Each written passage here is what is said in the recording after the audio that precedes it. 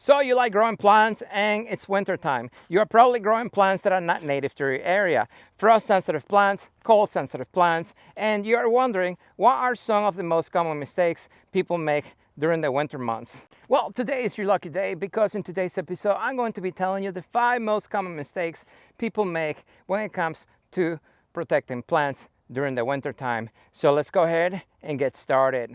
So a common mistake number 1 is going to be not protecting your plant because your neighbor did not protect his plant last winter, and guess what? He made it. This is one of the most common mistakes out there simply because people generalize plants like they do furniture. Plants are not furniture. Plants are living beings just like you and I, and just like you and I, they are all going to be different. Just because your neighbor tree made it through last winter does not mean yours will make it through the winter. And the main reason why is because of microclimates. I have a whole video where I talk about microclimates if you want to learn more about it, but I'm going to be giving you a quick summary. A microclimate is an area, it could be as small as this little area or as big as your entire city, where the temperature differs from the surrounding environment. It could be warmer, it could be colder. If your neighbor's tree made it through last winter without any protection, maybe the little microclimate it's sitting on does not get cold. But if you are 25, 50 feet away, that does not mean your tree will make it. I see this happening every single year. People tell me my neighbor's tree didn't take any damage, but my tree died. And then they assume it was the mycorrhiza in the soil. They assume it was because they didn't use enough fish emulsion. No, it's because plants are living beings just like you and I. And your specific tree probably took damage while your neighbor's tree did not because of the microclimate. So do not make that mistake. When in doubt, always protect your plants, especially if this is the first winter you're going through with your plant. You do not know your plant, you do not know how much cold it can take, so just protect it. Common mistake number 2 is going to be sprays and juices people buy in hopes that their plants are going to actually tolerate the cold a lot better. My thinking on this is, are there any juices or sprays that you can use on yourself for you to tolerate the cold a lot better? Now check this out. Yeah, you can get high and then you can go out there in the cold and naked and it's probably not going to affect you, right? Mentally. But I can tell you physically, you're still going to get frostbite and most likely hypothermia, especially if you hang out there long enough in the cold. The same thing is going to happen to your plants. Plants are not going to get high, so just because you spray something on your plant or put something in the soil, it does not mean your plant is going to be able to tolerate the cold a lot better.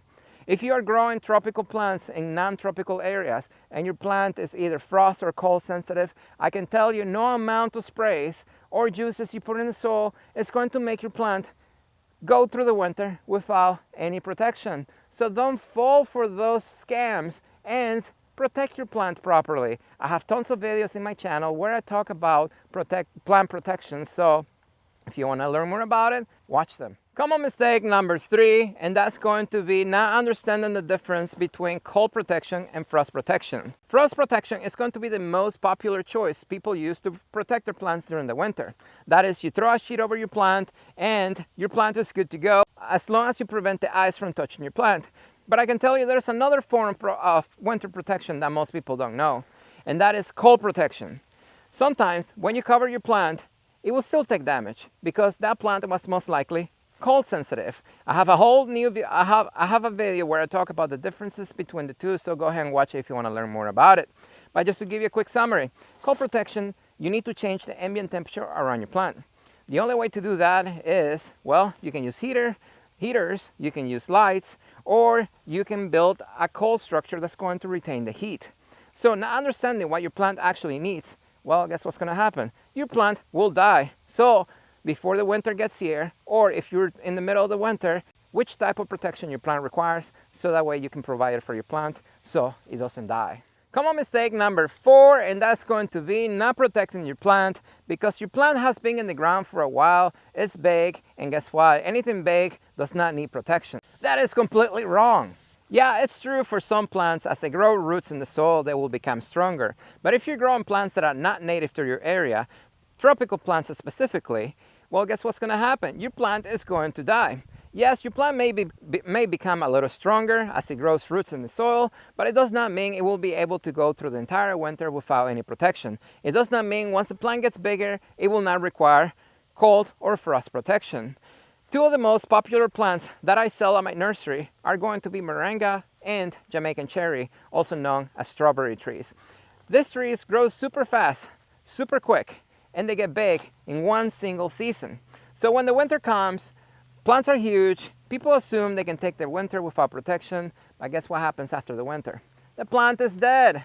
So for this reason, do not assume because your plant is big, it will not require protection. If you're growing tropical plants specifically, count on protecting them for the life of the tree. And if you don't, guess what's gonna happen in one single night? Your plant will die. So if you're thinking about growing cold or frost sensitive plants in your area, and your area happens to be cold, it's a commitment. You're gonna have to protect that plant forever. Common mistake number 5, and that is going to be using Christmas lights to protect your plants.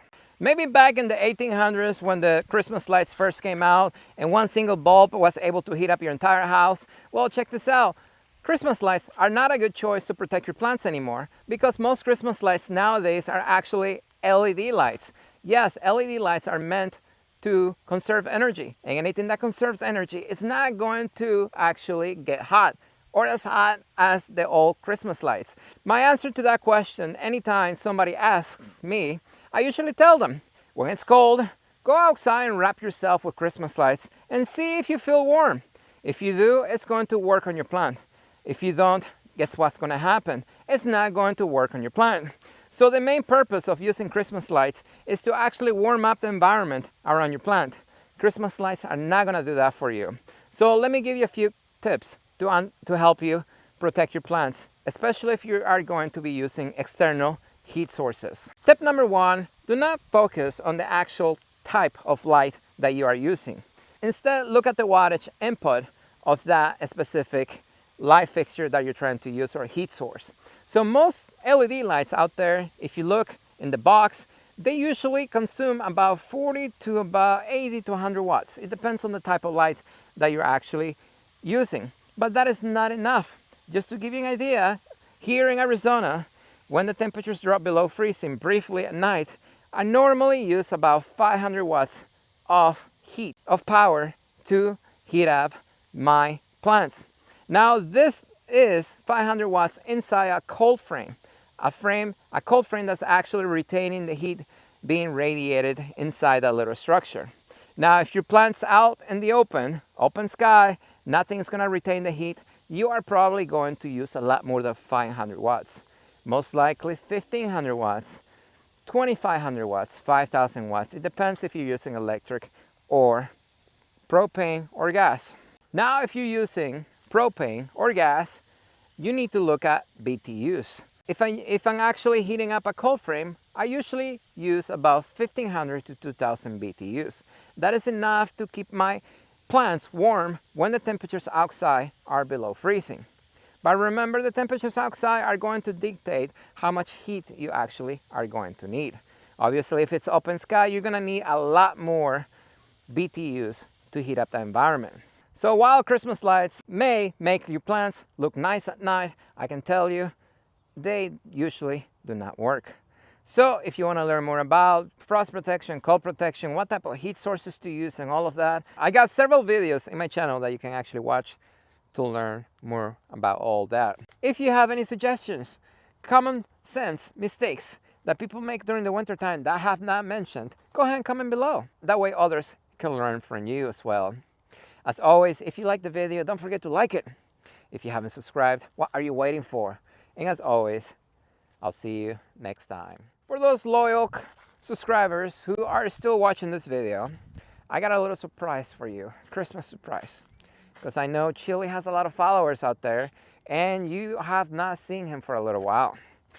So let's see, Chili, Chili, Chili, where you at? Chili, over here. Come on, buddy. People want to see you. Look at him, look at him. Chili, come here. Come show the people what you got for Christmas. Come on, buddy. Look what Chili got for Christmas. Chili got a bow tie because Chili is a gentleman. So, for those of you who wanted to see Chili, here he is. He wants to wish you guys a Merry Christmas and Happy New Year. And if you haven't subscribed, he says, what are you waiting for? I just wanted to say, all of you, appreciate your support. And I'll be posting a lot more often from now on. I was just taking a little break, but everything is going to be a lot better now. So I'll see you next time.